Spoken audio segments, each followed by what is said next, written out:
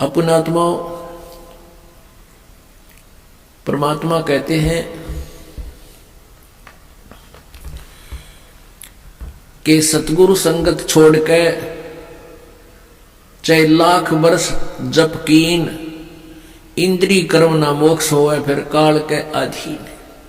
जो भक्त कुछ दिन इस भक्ति को करके किसी भी कारण से दुर्भाग्य उनका होता है, वो विमुख हो जाते हैं, वो भक्ति यहाँ से यहाँ आना छोड़ देते हैं, गुरु जी से उसका अपना संपर्क समाप्त कर लेते हैं।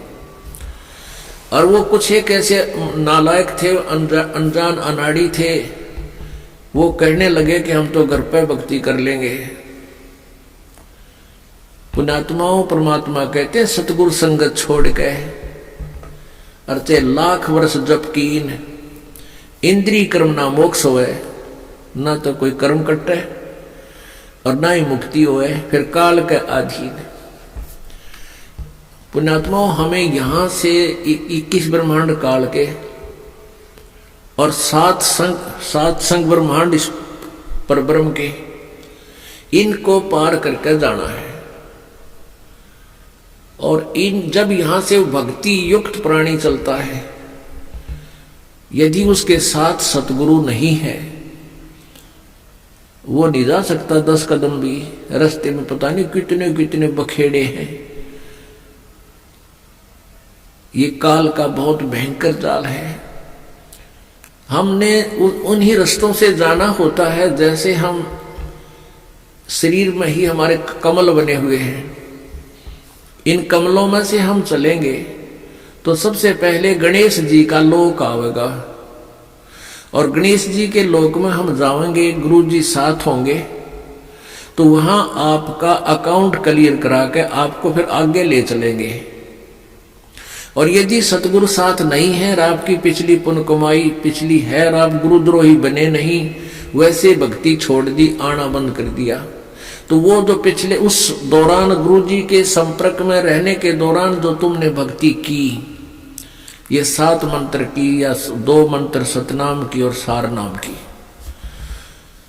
तो गणेश जी का जो जाप आपको दिया जाता है उन 7 प्रथम मंत्र में, उस मंत्र की कमाई से आप जी पहले गणेश जी के लोक में जाओगे।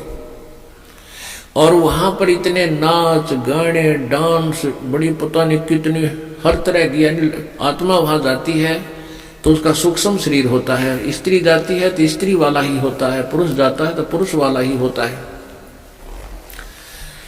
तो प्रत्येक लोक में जाते ही वहां हर तरह के नाचने गाने बकवाद, तो अकाउंट कराना तो भूल जाते, उस रेस्टोरेंट में भ्रमित हो जाते हैं।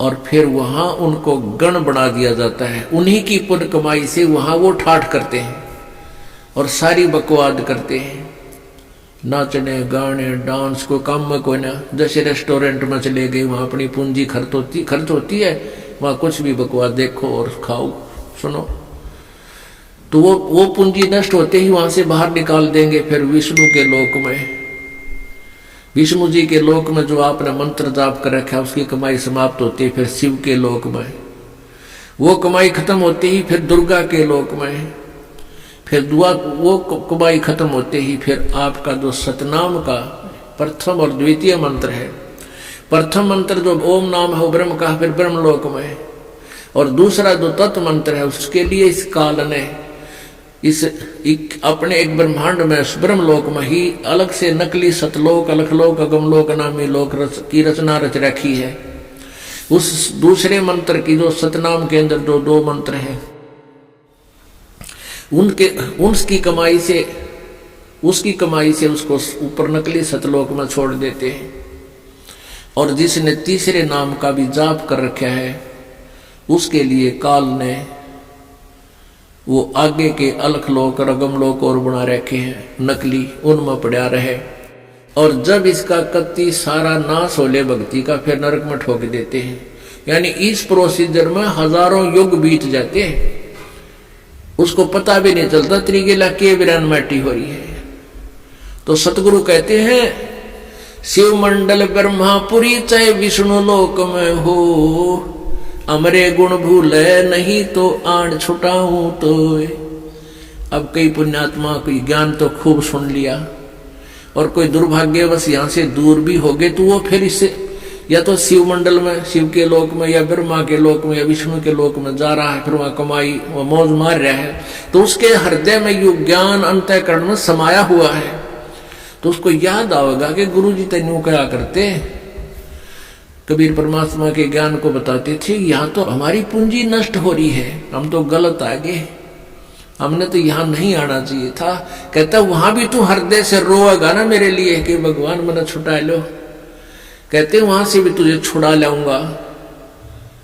अब देखो पुण्यात्माओं, ये सु अवसर आपके लिए, जय इसमें पार तय होगे तो होगे, नहीं यू किया हुआ कर्म शुभ तुम्हारे साथ रहेगा, फिर उसका फायदा क्या होगा, के बनेगी। परमात्मा कहते हैं शिव मंडल ब्रह्मापुरी चाहे विष्णु लोक में हो और हमारे गुण भूलना नहीं थे, वहां भी आण छुटाऊं तो ही। मान ली आप चले गए गुरु जी से, यहां से विमुख हो गए और आप चले गए विष्णु जी के लोक में, और वहां आपको याद आएगी, ओहो रही हम तो गलत आ गए भगवान, यहाँ तो बहुत गलत आ गया, हमारी पूंजी नाश होगी।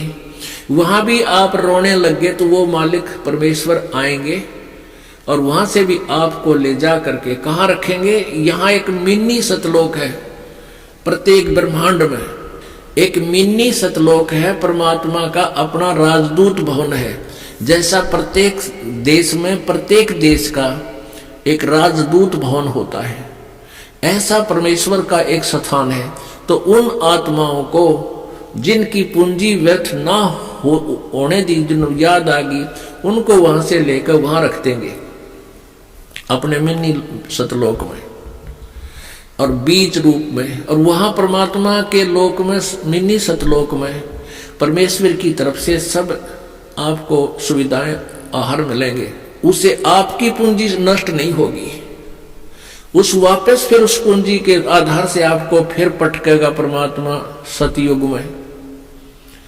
सतयुग में आप हजारों लाखों वर्ष जियोगे, लेकिन साधना गलत करोगे, क्योंकि आप नीचे आने के बाद भगवान की गति नहीं मानते, और जैसा भी काल ने भ्रमित कर रखा है वही साधना पर लगे रहोगे। लेकिन वो सुविधाएं, वो सुख आपको होंगे पूर्व जन्म की कमाई से, भक्ति से।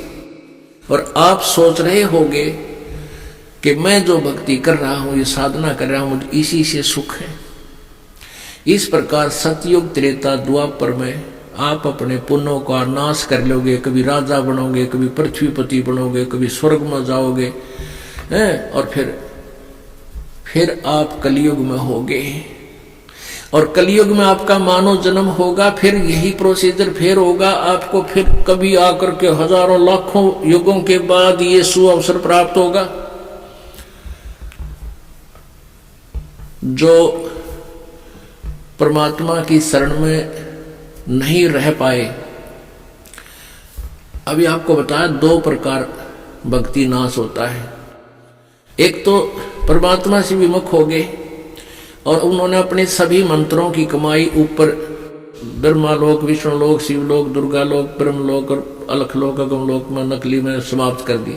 उसने तो कई लाख युगों के बाद फिर मनुष्य जीवन यहाँ पृथ्वी पाओगा, और फिर सतयुग त्रेता द्वापर में जो शेष कमाई है वह खोएगा। फिर कलयुग में ही, किसी कलयुग में दाव लगे तो लगे इस समय जन्म होने का।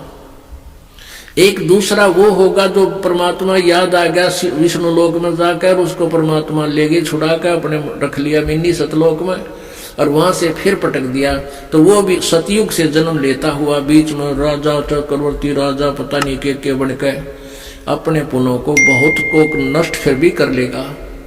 और फिर कलयुग में इसी समय बिचली पीढ़ी में ही दाव लगेगा, लगे तो लगे ना भी लगे।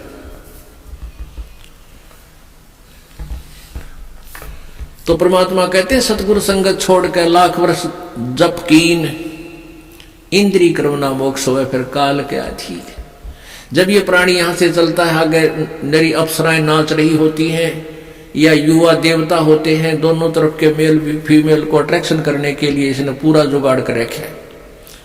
और सबसे बड़ी कमजोरी है इस जीव की, वो फिर भूल जाता है, सब कुछ भूल जाता है और काल के जाल में फंस जाता है।